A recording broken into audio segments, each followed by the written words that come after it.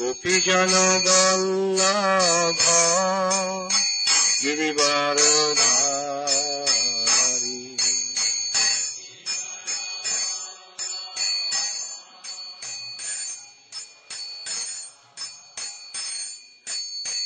গোপীজন বল্লভ গিরিবরধারী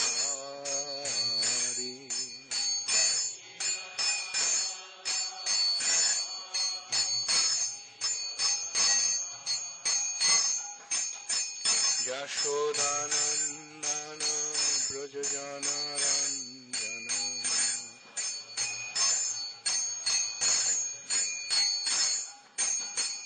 যশোদানন্দন ব্রজজনরঞ্জন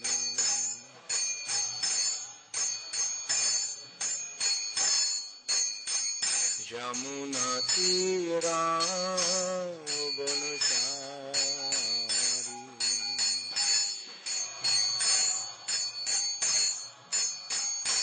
যমুনা তীরা বনচারী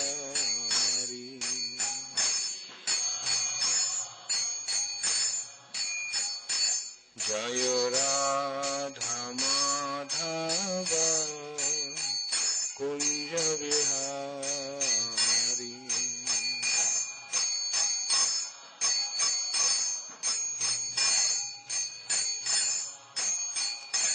জয় রাধা মাধব কুঞ্জ বিহারী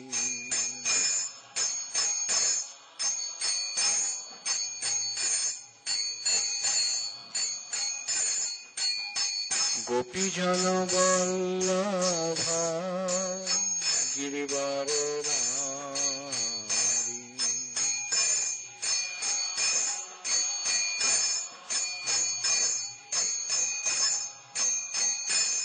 জয় গোপীজন বল্লভ গিরিবরধারী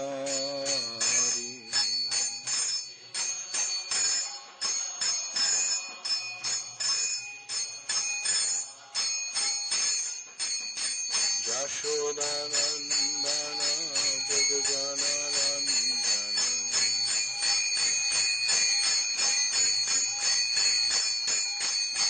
যশোদানন্দন ব্রজজনরঞ্জন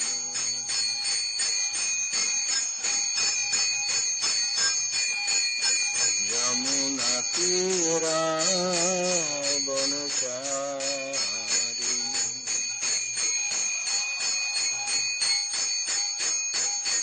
জয় রাধা মাধব কুঞ্জ বিহারী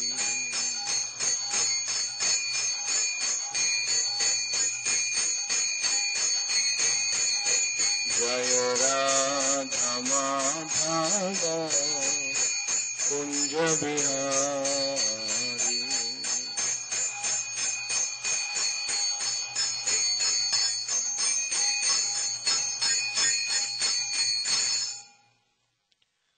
জয়ং বিষ্ণুপাদ পরমহংস পরিব্রাজকাচার্য অষ্টোত্তর শত শ্রী শ্রীমাদ অভয় চরণারবিন্দ ভক্তি বেদান্ত स्वामी प्रभुपाद की जय। अनंत कोटि वैष्णव वृंद की जय। श्री श्री राधा मदन मोहन की जय। श्री श्री गौरनिताय की जय। ग्रंथराज श्रीमद् भागवतम की जय। समवेत भक्त वृंद की जय। गौर प्रेमानंदे Hari Hari. All glories to the assembled devotees. All glories to the assembled devotees. All glories to the assembled devotees. All glories to Shri Guru and Shri Gaurango. All glories to Shri Prabhupada. Namo Vishnupadaya Krishna Pristhaya Bhutale Srimate Bhaktivedanta Swami Niti Namine. Namaste Saraswati Deve Gauravani Pracharine Nirvishesha Shunnavadi Paschatade Shutarine.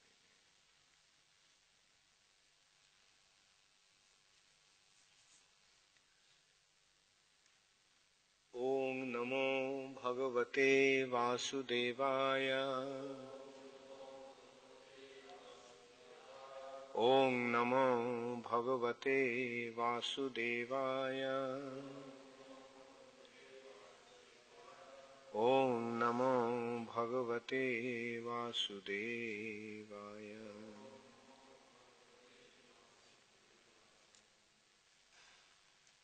Srimad Bhagavatam, first canto, chapter 10, text 32.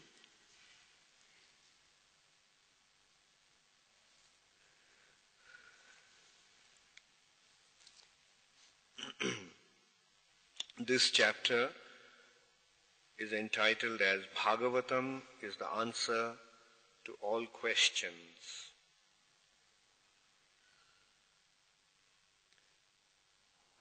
Text 32. Ajata Shatruhu Pritanam Gopithaya Madhudvishaha Paribhya Shankitaha Snehat Prayunkta Chatur Anginim.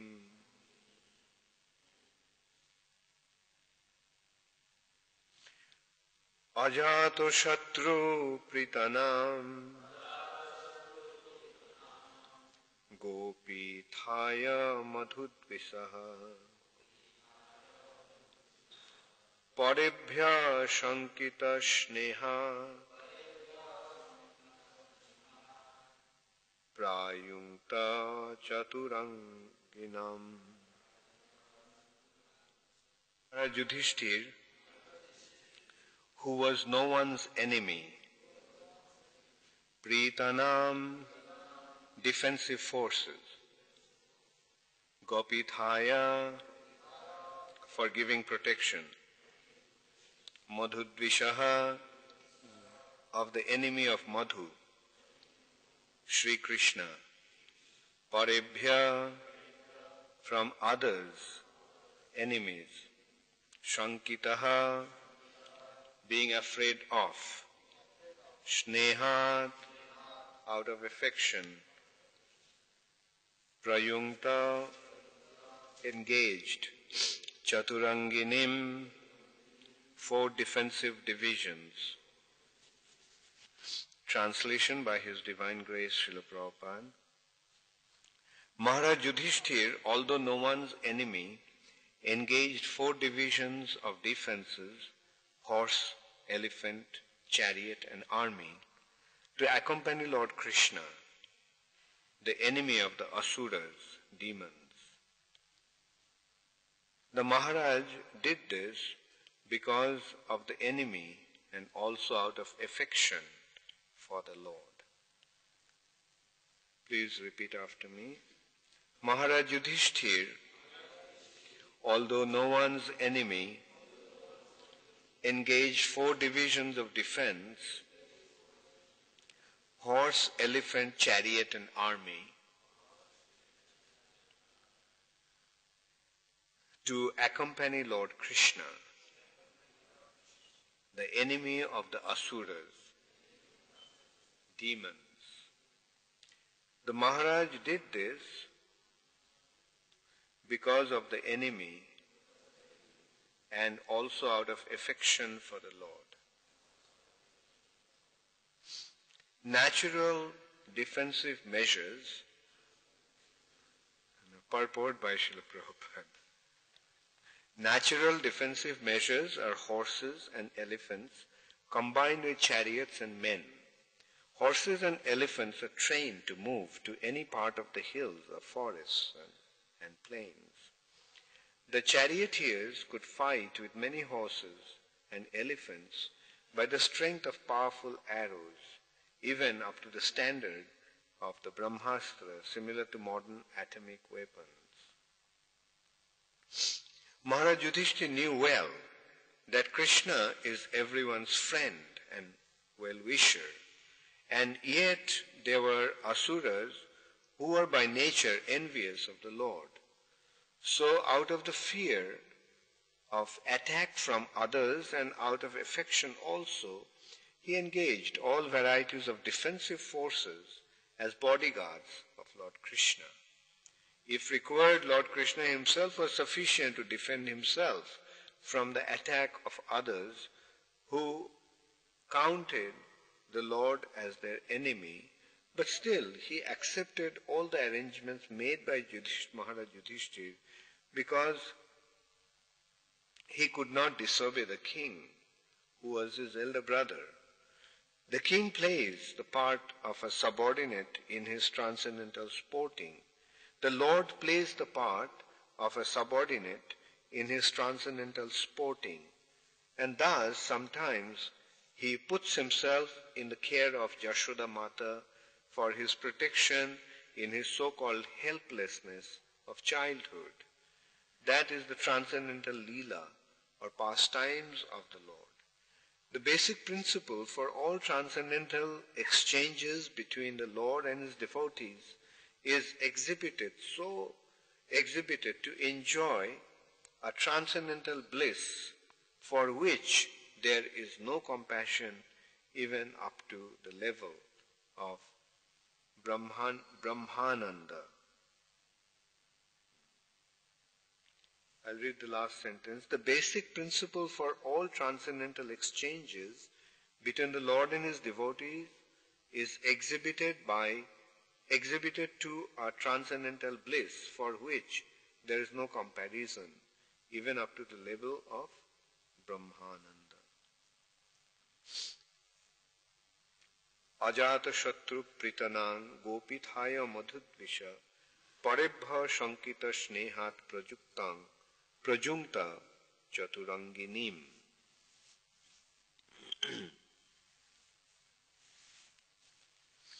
Maharaj Yudhishthir, although no one's enemy, engaged 4 divisions of defense, horse, elephant, chariot and army, to accompany Lord Krishna, the enemy of the asuras, demons. The Maharaj did this because of the enemy and also out of affection for the Lord.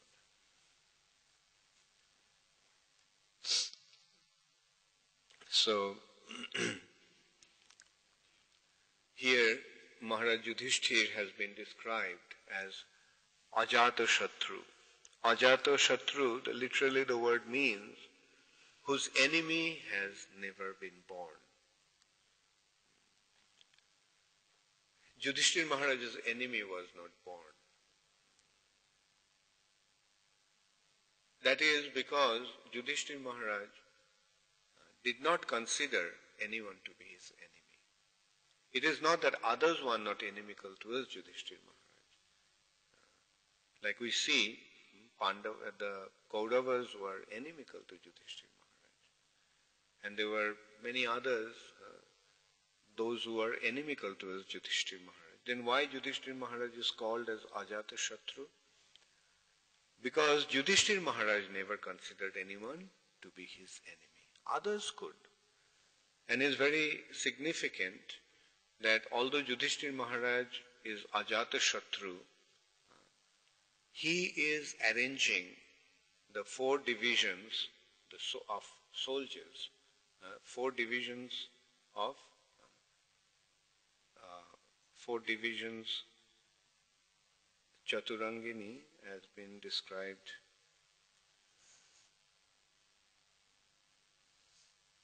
4 divisions of defense.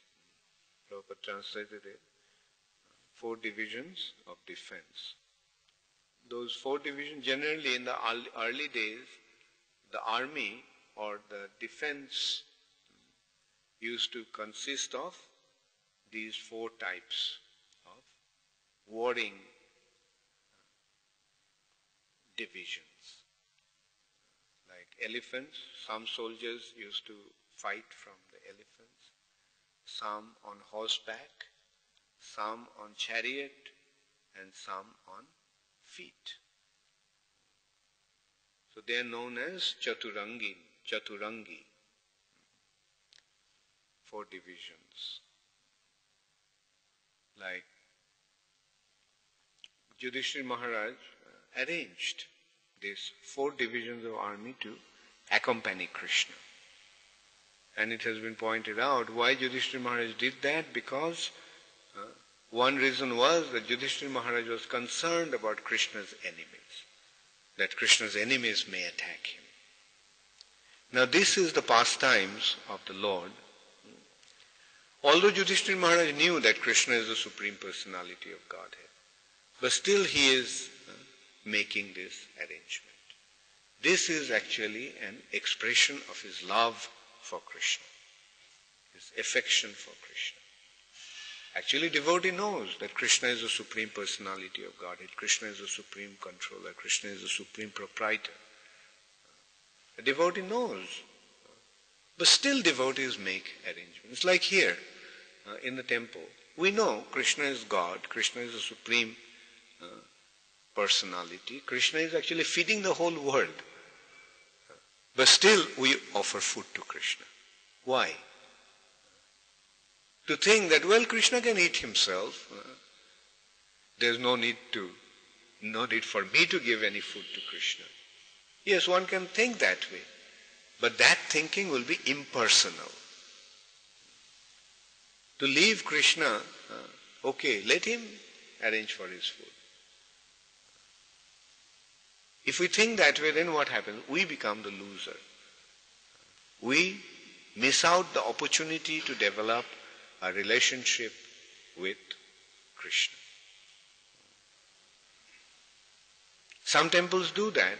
I don't want to name those temples, big temples. They spend crores and crores of rupees. And they are billionaires. They don't have crores, but they have thousands of crores. But Prabhupada actually criticized once. What do they offer to Krishna? They offer little sugar to Krishna. Just some sugar and little water.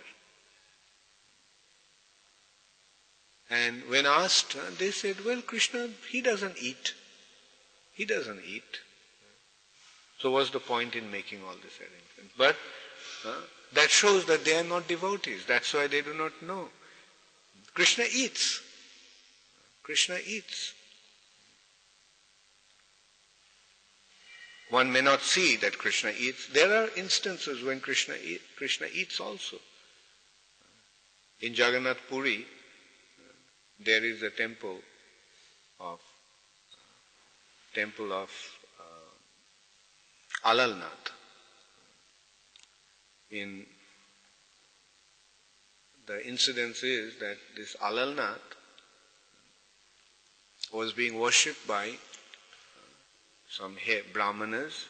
This used to be a village of Brahmanas, and the head of the Brahmanas used to worship the deity. So one day, Jai Shri Shri Radha Madan Mohan. One day this person went to a distant place. So he told his little son to make the offering to Krishna. And so mother cooked the prasad, and the son at the time, he was a little boy, when the bhoga had to be offered. So he went and made the offering. And his father told him that he should feed Krishna the offering. So he was telling Krishna to eat. And when Krishna didn't eat, he started to cry. Oh, you are not eating. My father told me to feed you, and you are not eating. He'll get very angry and he'll beat me. So when he started to eat like that, then Krishna started to eat. When he started to cry like that, Krishna started to eat. And so then, don't switch it off, Krishna. Chiranjeev, switch it off. So Krishna, and so he fed. So when he came out, the plate was empty. So his mother asked, what happened to the prasad? He said, Krishna ate it all. So mother was worried. Is it really Krishna ate or he himself ate? And eating the food that was meant for the Lord from his plate is great offense. So when the father came back, the mother reported that this has happened. So the father asked her, what happened? Well, Krishna ate. He asked, sure Krishna ate? He said, yes.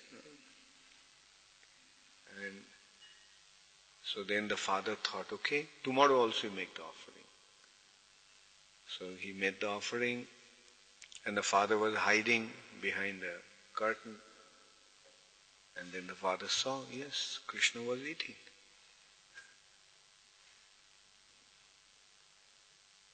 So this is how Krishna can eat. Krishna eats. When we offer the food, Krishna eats. But Krishna's angani jasya sakalendriya brittimanti. Angani jasya, Krishna's, all of Krishna's limbs, different parts of his body, can perform the activities of all different senses. Like with our eyes we see and with our hands we eat. Right? But Krishna can even eat with his eyes and smell with his ears. Angani jasya sakalendriya brittimanti. Krishna just looks and he eats. Therefore, devotee knows that Krishna eats, and he, although knows that Krishna is the supreme proprietor, but still he offers food to him. A devotee never thinks that, well, doesn't matter. Today I won't cook. I'm not feeling well. Today I'll just lie down, go to sleep. And Krishna doesn't eat, so there is no harm if I don't make the offering. Does a devotee ever feel that way? No. Even though he is feeling difficulties, still he eats because he knows that Krishna prasad has to be offered to Krishna. Now this also can be done out of two considerations. When it is done out of duty, then it is Vaidhi Bhakti. When it is done out of love, then it is Raganuga Bhakti. So, one should not do it out of a sense of duty. One must offer to Krishna out of his love. Like Mother Jashoda, she used to think, if I don't feed Krishna, Krishna will die. And she, even though Krishna didn't want to eat, she would just go grab Krishna or send Balaram. Balaram, Krishna is playing for too long, go and get him. And this way, Krishna would be made to eat, forced to, made to eat. So devotee out of his love doesn't feel that Krishna is God. Rather, he feels that Krishna is the object of his love. So similarly, although Maharaj Yudhishthira knew that Krishna is the Supreme Personality of Godhead, but still he sent the 4 divisions of defense to give protection to Krishna. Yudhishthira Maharaj was Krishna's elder brother, so his feeling was, what if somebody attacks Krishna? Although the battle of Kurukshetra was over and all the Asuric kings were all killed, but still Yudhishthira Maharaj had that consideration.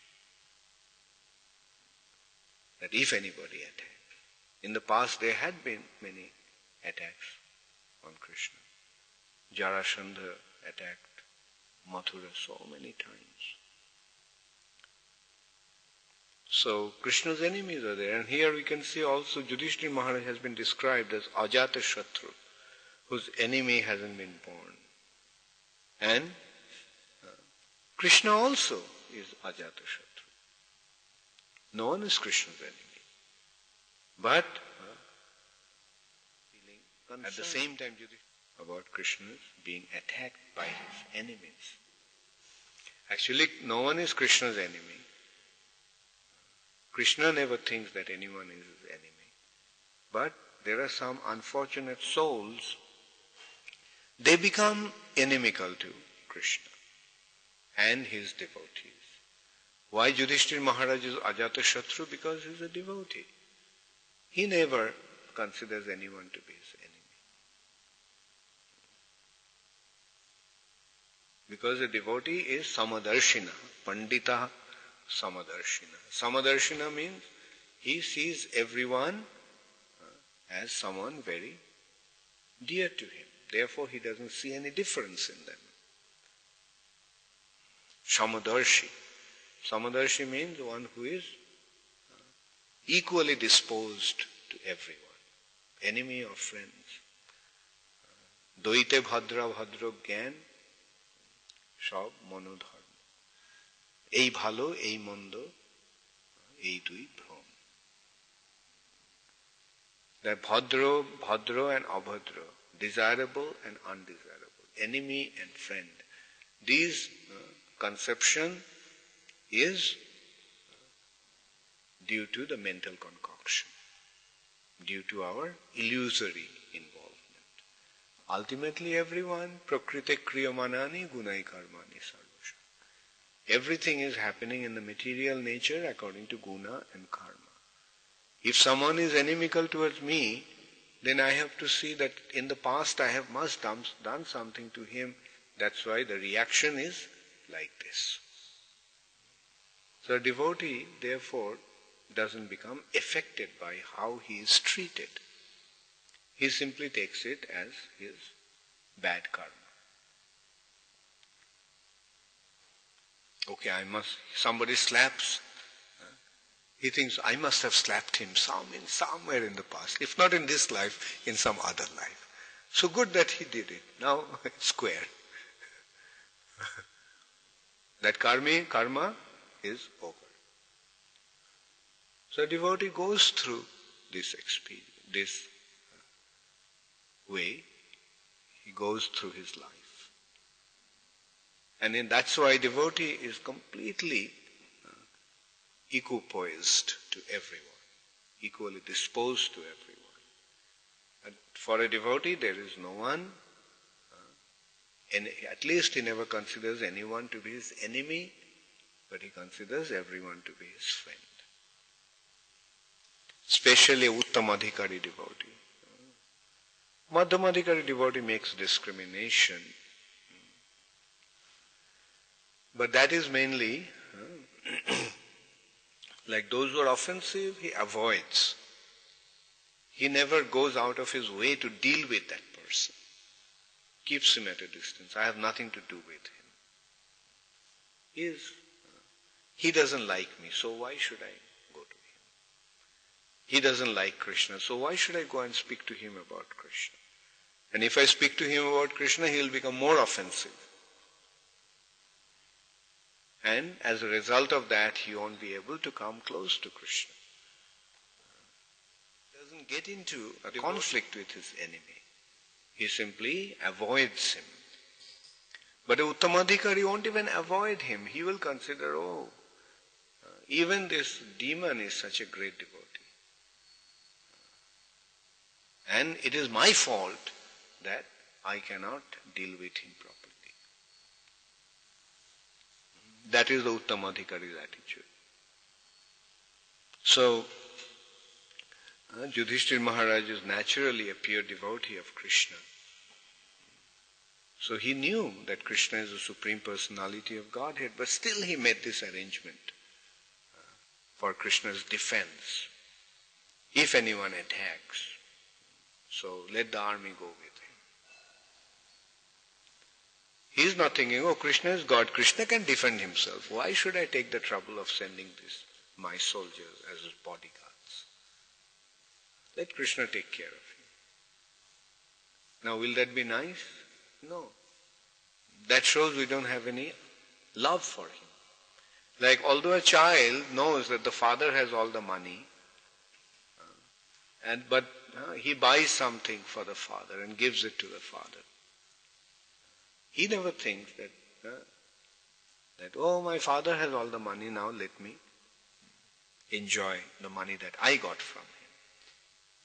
Most of the people think that way, but good boy, a good son, thinks that, oh, I got some money, so let me buy something and offer it to my father. And when the father gets it, when the child offers it to the father becomes so pleased. Oh, my son is such a nice boy. Look, he's so considerate, he's so concerned about me. Although the father may have diabetes and he can't eat chocolate, but when the son gives the chocolate to the father becomes so happy. So this offering something to Krishna is actually a matter of expressing our love to Krishna. Yes, Krishna can do anything, but we get an opportunity to express our love for Krishna.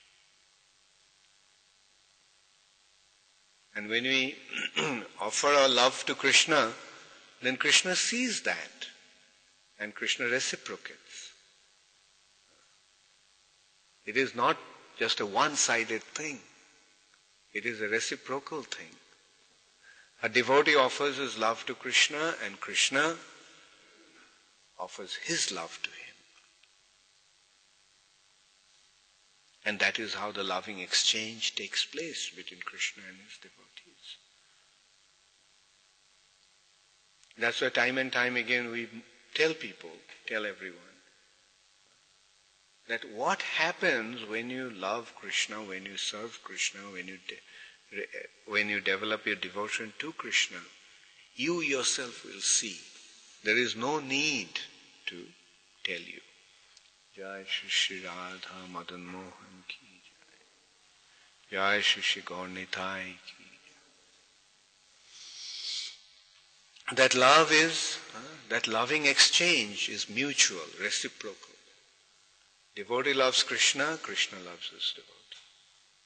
Actually, Krishna already loves his devotee. Krishna already loves everyone. It is out of his love that Krishna is doing so much for everyone. A person is a demon. He hates Krishna. He can't stand the name Krishna, can't even accept the concept of Supreme Personality of Godhead. But we see that he is having all the food, he is having all the oxygen, he is having all the money, he has his big palace to live, he has all the comforts. How is he getting that? Who is giving them all the food? Krishna. So we can see that in the past also we have seen, and in the present also we are seeing, that so many people there are those who are inimical to Krishna, but still Krishna is providing for them. Although we see that Krishna killed Shishupal, or at least with Shishupal, Krishna had his condition. Shishupal's mother is Krishna's aunt. So Shishupal actually, mother realized that Krishna will kill Shishupal. Shishupal was born with 3 eyes and 4 arms. And so they were very worried. At first they thought that let's get rid of this child, because it's inauspicious to have 3 eyes, and for an ordinary person to have 3 eyes and 4 arms. So then they were told that the person who would kill him, when he sees him, then his 2 extra arms will disappear and his eyes will disappear. Third eye will disappear. When somebody takes him on his lap, and if it goes away, disappears, that person will kill him. So Krishna also was a baby boy, and the mother tried to many places, the father and mother of Shishupal tried when many offered it, they thought that, let's see if the hands disappear. They put him on the lap of so many people, nothing happened. But then one day Krishna came to the house. Krishna was just a little boy. And Shishupal was, and they were playing. And at some point Shishupal sat on Krishna's lap and his two arms disappeared. So the mother realized that Krishna will kill him. So she was very sad. So she requested Krishna, Krishna, please forgive all his offenses.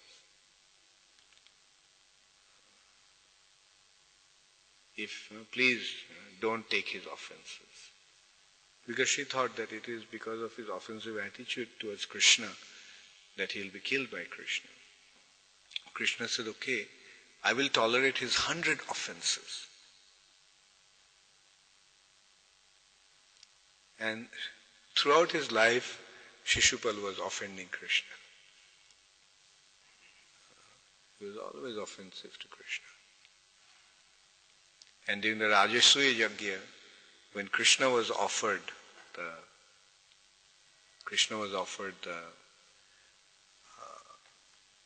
highest seat of honor, Krishna was treated as the most respected person.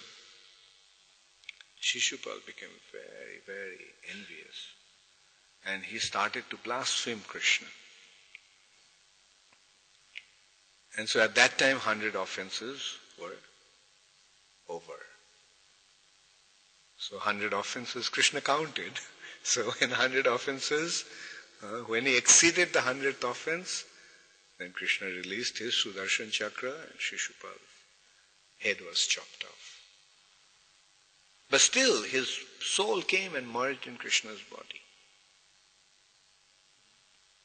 So he got liberated. Sajyajya Mukti, he got merged in Krishna's body. So, in this way, the demons also receive Krishna's mercy. So we can see, like, although the demons are killed, but still they are liberated.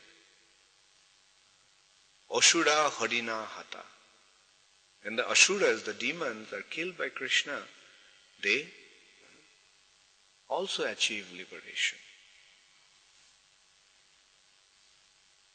So we can see liberation which is desired by all these exalted personalities, and they perform so much austerities to achieve liberation. Even Krishna's enemies being killed by Krishna achieve that liberation. But don't become inimical to Krishna, thinking that by becoming an enemy of Krishna you'll achieve liberation. If you get killed by Krishna, yes, but what's the guarantee that you'll be killed by Krishna? What if Krishna's devotees kill you? Then he'll get some benefit, but not liberation like that. So what is the best course of action? The best course of action to become a devotee of Krishna. If Krishna treats his enemies in that way, how will Krishna treat his devotees? That should be our consideration. If Krishna is so merciful, so compassionate, so caring for his enemies, then what will happen if we become a devotee of Krishna? Sometimes people have some misconception. When you become a devotee of Krishna, you invite misfortune. There is some serious consideration like that. Don't become a devotee of Krishna, then you will lose everything. Don't become a devotee of Krishna, then you will invite misfortune. And they think, yes, look, Duryodhana was inimical to Krishna, but Duryodhana was enjoying. And the Pandavas were Krishna's devotees, they were suffering. But they don't realize that is only a material consideration. What if someone is living in a palace in an extreme luxury but suffering from cancer? How will he feel? One may have billions of rupees and has a big palace, has all the facilities, but he is suffering from cancer. And there is another person, he is not so rich, but he is leading a healthy life. His health is strong, he eats well, he sleeps well. Out of these two persons, who is actually more fortunate? The person with a lot of money but suffering from cancer? Or the person who is not so rich but has a healthy, happy life? Now in the similar note we can consider that Duryodhana may be living in a big palace and became the king of the whole world, whole earth planet, but his heart was constantly burning with envy. Internally he was so unfortunate, so unhappy. Whereas the Pandavas, they may be in the forest, but they were having a good time. They're in the forest, but when you read Mahabharata, we see, even when they were in the forest, they were having such a wonderful time. So who is more fortunate, Duryodhana or the Pandavas? Although they may be in the forest, but if one is enjoying in a forest, isn't it wonderful?